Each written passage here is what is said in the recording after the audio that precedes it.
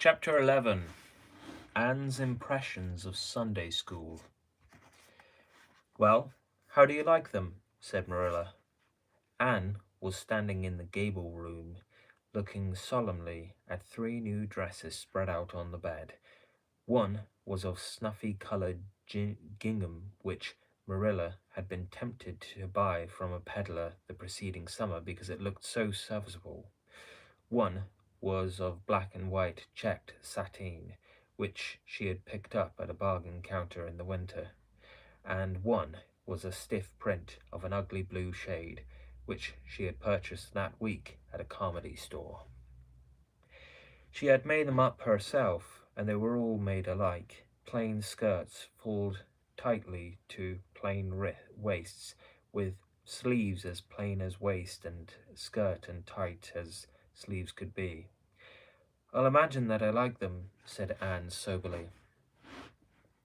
"I don't want you to imagine it," said Marilla, offended. "Oh, I can see you don't like the dresses. What is the matter with them? Aren't they neat and clean and new?" "Yes." "Then why don't you like them?" They're not pretty," said Anne reluctantly. "Pretty?" Marilla sniffed. "I don't trouble my head about getting pretty dresses for you. I don't believe in pampering vanity, Anne. I'll tell you that right off. These dresses are good, sensible, serviceable dresses, without any frills or furbelows about them, and they're all you'll get this summer. The brown gingham and the blue print will do you for school when you begin to go. The sateen is for church and Sunday school. I'll expect you to keep them neat and clean and not to tear them. I should think you'd be grateful to get almost anything after those skimpy wincy things you've been wearing." "Oh, I am grateful," protested Anne, "but I'd be ever so much gratefuler if you'd made just one of them with puffed sleeves. Puffed sleeves are so fashionable now. It would give me such a thrill, Marilla, just to wear a dress with puffed sleeves." "Well, you'll have to do without your thrill. I hadn't any material to waste on puffed sleeves. I think they are ridiculous looking things anyhow. I prefer the plain, sensible ones." "But I'd rather look ridiculous when everybody else does than plain and sensible all by myself," persisted Anne mournfully. "Trust you for that. Well, hang those dresses carefully up in your closet, and then sit down and learn the Sunday school lesson. I got a quarterly from Mr. Bell for you, and you'll go to Sunday school tomorrow," said Marilla, disappearing downstairs in high dudgeon. Anne clasped her hands and looked at the dresses. "I did hope there would be a white one with puffed sleeves," she whispered disconsolately. "I prayed for one, but I didn't much expect it on that account. I didn't suppose God would have time to bother about a little orphan girl's dress. I knew I'd just have to depend on Marilla for it. Well, fortunately, I can imagine that one of them is of snow white muslin with lovely lace frills and 3 puffed sleeves." The next morning, warnings of a sick headache prevented Marilla from going to Sunday school with Anne. "You'll have to go down and call for Mrs. Lynde, Anne," she said. "She'll see that you get into the right class. Now, mind you behave yourself properly. Stay to preaching afterwards and ask Mrs. Lynde to show you our pew. Here's a cent for collection. Don't stare at people and don't fidget. I shall expect you to tell me the text when you come home." Anne started off irreproachably, arrayed in the stiff black and white sateen, which, while decent as regards length and certainly not open to the charge of skimpiness, contrived to emphasize every corner and angle of her thin figure. Her hat was a little flat, glossy new sailor, the extreme plainness of which had likewise much disappointed Anne, who had permitted herself secret visions of ribbon and flowers. The latter, however, was supplied before Anne reached the main road, for being confronted halfway down the lane with a golden frenzy of wind-stirred buttercups and a glory of wild roses, Anne promptly and liberally garlanded her hat with a heavy wreath of them. Whatever other people might have thought of the result, it satisfied Anne, and she tripped gaily down the road, holding her ruddy head with its decoration of pink and yellow very proudly. When she had reached Mrs. Lynde's house, she found that lady gone. Nothing daunted, Anne proceeded onward to the church alone. In the porch, she found a crowd of little girls, all more or less gaily attired in whites and blues and pinks, and all staring with curious eyes at this stranger in their midst, with her extraordinary head adornment. Avonlea little girls had already heard queer stories about Anne. Mrs. Lynde said she had an awful temper. Jerry Boot, the hired boy at Green Gables, said she talked all the time to herself or to the trees and flowers like a crazy girl. They looked at her and whispered to each other behind their quarterlies. Nobody made any friendly advances then or later on. When the opening exercises were over and Anne found herself in Miss Rogerson's class. Miss Rogerson was a middle-aged lady who had taught a Sunday school class for 20 years. Her method of teaching was to ask the printed questions from the quarterly and look sternly over its edge at the particular little girl she thought ought to answer the question. She looked very often at Anne, and Anne, thanks to Marilla's drilling, answered promptly, but it may be questioned if she understood very much about either question or answer. She did not think she liked Miss Rogerson, and she felt very miserable. Every other little girl in the class had puffed sleeves. Anne felt that life was really not worth living without puffed sleeves. Well, how did you like Sunday school? Marilla wanted to know when Anne came home. Her wreath having faded, Anne had discarded it in the lane, so Marilla was spared the knowledge of that for a time. I didn't like it a bit. It was horrid. Anne Shirley, said Marilla rebukingly. Anne sat down on the rocker with a long sigh, kissed one of Bonny's leaves, and waved her hand to a blossoming fuchsia. They might have been lonesome while I was away, she explained. And now about the Sunday school. I behaved well, just as you told me.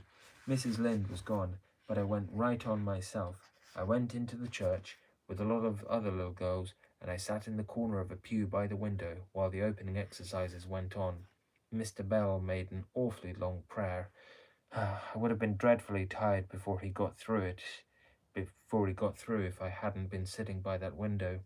But it looked right out on the lake of shining waters, so I just gazed at that and imagined all sorts of splendid things. You shouldn't have done anything of the sort. You should have listened to Mr. Bell. But he wasn't talking to me, protested Anne. He was talking to God, and he didn't seem to be very much interested in it either. I think he thought God was too far off to make it worthwhile. I said a little prayer myself, though. There was a long row of white birches hanging over the lake, and the sunshine fell down through them, way, way down deep into the water. Oh, Marilla, it was like a beautiful dream. It gave me a thrill, and I just said, "Thank you for it, God," 2 or 3 times. Not out loud, I hope, said Marilla anxiously. Oh, no, just under my breath. Well, Mr. Bell did get through at last, and they told me to go into the classroom with Miss Rogerson's class. There were 9 other girls in it. They all had puffed sleeves. I tried to imagine mine were puffed too, but I couldn't. Why couldn't I? It was as easy as could be to imagine they were puffed when I was alone in the east gable, but it was awfully hard there among the others, who had really, truly puffs. You shouldn't have been thinking about your sleeves in Sunday school. You should have been attending to the lesson. I hope you knew it. Oh, yes, and I answered a lot of questions. Miss Rogerson asked ever so many. I don't think it was fair for her to do all the asking. There were lots I wanted to ask her, but I didn't like to because I didn't think she was a kindred spirit. Then all the other little girls recited a paraphrase. She asked me if I knew any. I told her I didn't, but I could recite "The Dog at His Master's Grave" if she liked. That's in the Third Royal Reader. It isn't a really truly religious piece of poetry, but it's so sad and melancholy that it might as well be. She said it wouldn't do, and she told me to learn the 19th paraphrase for next Sunday. I read it over in church afterwards, and it's splendid. There are 2 lines in particular that just thrill me. Quick as the slaughtered squadrons fell in Midian's evil day. I don't know what squadrons means, nor Midian either, but it sounds so tragical. I can hardly wait until next Sunday to recite it. I'll practice it all the week. After Sunday school, I asked Miss Rogerson, because Mrs. Lynde was too far away, to show me your pew. I sat just as still as I could, and the text was Revelation, 3rd chapter, 2nd and 3rd verses. It was a very long text. If I was a minister, I'd pick the short, snappy ones. The sermon was awfully long, too. I suppose the minister had to match it to the text. I didn't think he was a bit interesting.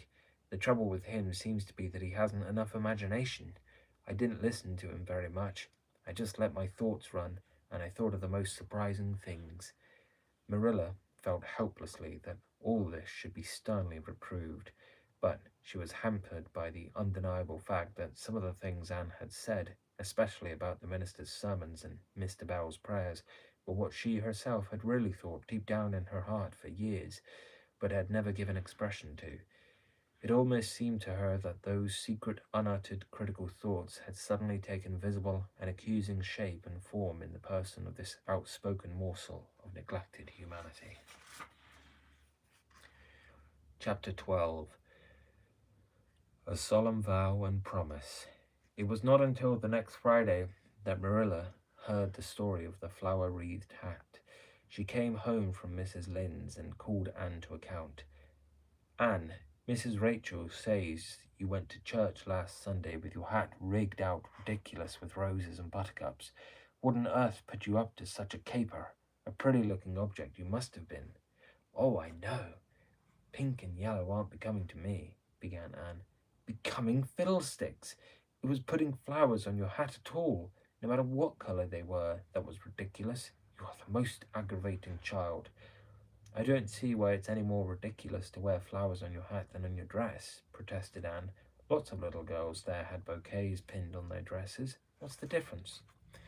Marilla was not to be drawn from the safe concrete into dubious paths of the abstract. Don't answer me back like that, Anne. It was very silly of you to do such a thing. Never let me catch you at such a trick again. Mrs. Rachel says she thought she would sink through the floor when she saw you come in all rigged out like that. She couldn't get near enough to tell you to take them all off till it was too late. She says people talked about it something dreadful. Of course they would think I had no better sense than to let you go decked out like that.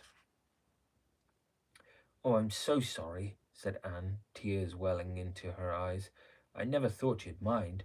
The roses and buttercups were so sweet and pretty, I thought they'd look lovely on my hat.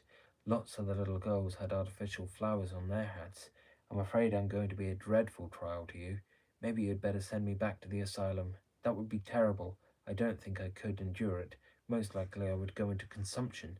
I'm so thin as it is, you see. But that would be better than being a trial to you. Nonsense, said Marilla, vexed at herself for having made the child cry. I don't want to send you back to the asylum, I'm sure. All I want is that you should behave like other little girls and not make yourself ridiculous. Don't cry any more. I've got some news for you. Diana Barry came home this afternoon. I'm going up to see if I can borrow a skirt pattern from Mrs. Barry, and if you like, you can come with me and get acquainted with Diana. Anne rose to her feet with clasped hands, the tears still glistening on her cheeks. The dish towel she had been hemming slipped unheeded to the floor. Oh, Marilla, I'm frightened. Now that it has come, I'm actually frightened. What if she shouldn't like me? It would be the most tragical disappointment of my life. Now don't get into a fluster, and I do wish you wouldn't use such long words. It sounds so funny in a little girl. I guess Diana'll like you well enough. It's her mother you've got to reckon with. If she doesn't like you, it won't matter how much Diana does. If she has heard about your outburst to Mrs. Lynde and going to church with buttercups round your hat, but I don't know what she'll think of you. You must be polite and well behaved, and don't make any of your startling speeches, for pity's sake, if the child isn't actually trembling. Anne was trembling. Her face was pale and tense. Oh, Marilla, you'd be excited too if you were going to meet a little girl you hoped to be your bosom friend, and whose mother mightn't like you, she said as she hastened to get her hat. They went over to Orchard Slope by the shortcut across the brook and up the fairy hill grove. Mrs. Barry came to the kitchen door in answer to Marilla's knock. She was a tall, black-eyed, black-haired woman with a very resolute mouth. She had the reputation of being very strict with her children. "How do you do, Marilla?" she said cordially. "Come in. And this is the little girl you have adopted, I suppose?" "Yes, this is Anne Shirley," said Marilla.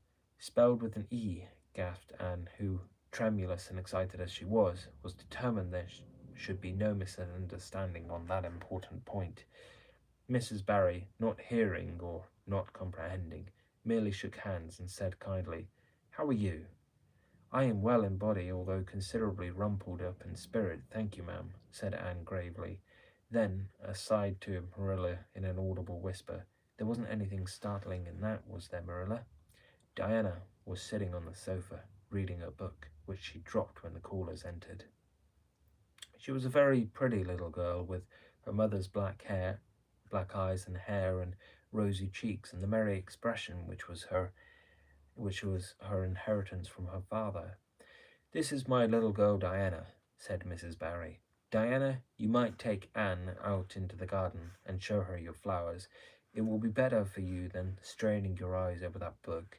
She reads entirely too much." This to Marilla as the little girls went out. "And I can't prevent her, for her father aids and abets her. She's always poring over a book. I'm glad she has the prospect of a playmate. Perhaps it will take her more out of doors." Outside in the garden, she was full of mellow sunset light, which was full of mellow sunset light streaming through the dark old firs to the west of it, stood Anne and Diana gazing bashfully at each other over a clump of gorgeous tiger lilies.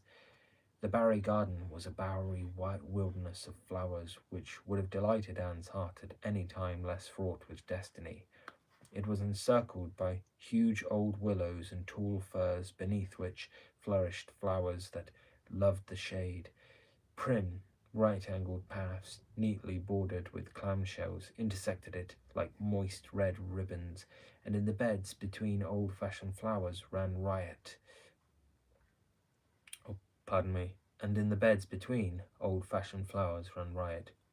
There were rosy, bleeding hearts, and great splendid crimson peonies, white fragrant narcissi, and thorny sweet Scotch roses, pink and blue and white columbines, and lilac-tinted bouncing bats, clumps of southernwood and ribbon grass and mint, purple Adam and Eve, daffodils, and masses of sweet clover white with its delicate, fragrant, feathery sprays, scarlet lightning that shot its fiery lances over prim white musk flowers. A garden it was where sunshine lingered and bees hummed, and winds, beguiled into loitering, purred and rustled. "Oh, Diana," said Anne at last, clasping her hands and speaking almost in a whisper, "do you think you can make me a little, you can like me a little, enough to be my bosom friend?" Diana laughed. Diana always laughed before she spoke. "Why, I guess so," she said frankly. "I'm awfully glad you've come to live at Green Gables. It will be jolly to have somebody to play with. There isn't any other girl who lives near enough to play with, and I've no sisters big enough. Will you swear to be my friend forever and ever?" demanded Anne eagerly. Diana looked shocked. "Why, it's dreadfully wicked to swear," she said rebukingly. "Oh, no, not my kind of swearing. There are two kinds, you know." "I never heard of but one kind," said Diana doubtfully. "There really is another. Oh, it isn't wicked at all. It just means vowing and promising solemnly." "Well, I don't mind doing that," agreed Diana, relieved. "How do you do it?" "We must join hands so," said Anne gravely. "It ought to be over running water, or just imagine this path is running water. I'll repeat the oath first. I solemnly swear to be faithful to my bosom friend, Diana Barry, as long as the sun and moon shall endure. Now you say it, and put my name in." Diana repeated the oath with a laugh fore and aft. Then she said, "You're a queer girl, Anne. I heard before that you were queer, but I believe I'm going to like you real well."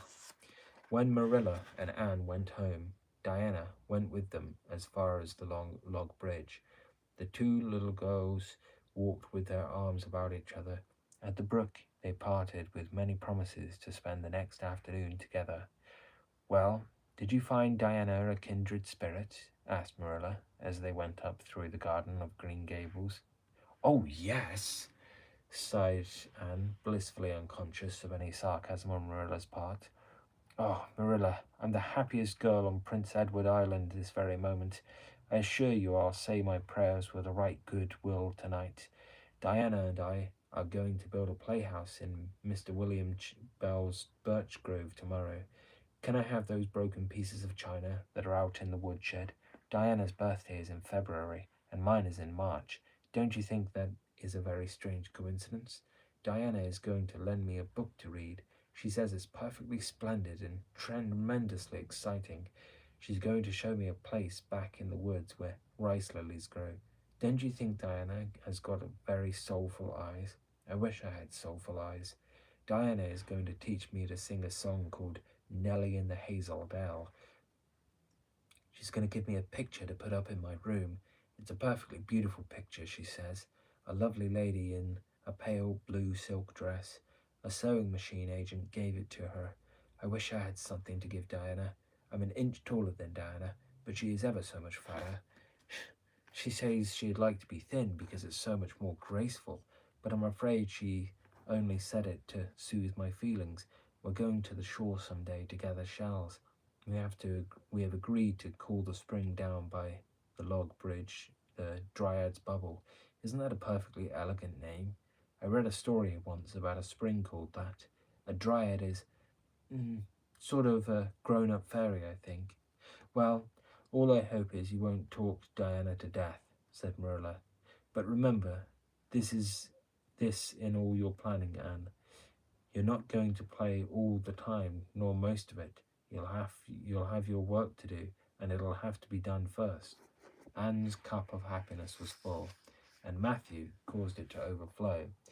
He had just come home from a trip to the store at Carmody, and he sheepishly produced a small parcel from his pocket and handed it to Anne with a deprecatory look at Marilla. I heard you say you liked chocolate sweeties, so I got you some, he said. Humph, sniffed Marilla. It'll ruin her teeth and stomach. There, child, don't look so dismal. You can eat those, since Matthew has gone and got them. He had better have bought you peppermints. They're wholesomer. Don't sicken yourself eating them all at once now. Oh, no, indeed I won't, said Anne eagerly. I'll just eat one tonight, Marilla, and I can give Diana half of them, can't I? The other half will taste twice as sweet. Twice as sweet to me if I give some to her. It's delightful to think I have something to give her. I will say it for the child, said Marilla when Anne had gone to her gable. She isn't stingy. I'm glad, for of all faults I detest stinginess in a child. Dear me, it's only 3 weeks since she came, and it seems as if she had been here always. I can't imagine the place without her. Now, don't be looking I told you so, Matthew. That's bad enough in a woman, but it isn't to be endured in a man. I'm perfectly willing to own up that I'm glad I consented to keep the child and that I'm getting fond of her. But don't you rub it in, Matthew Cuthbert.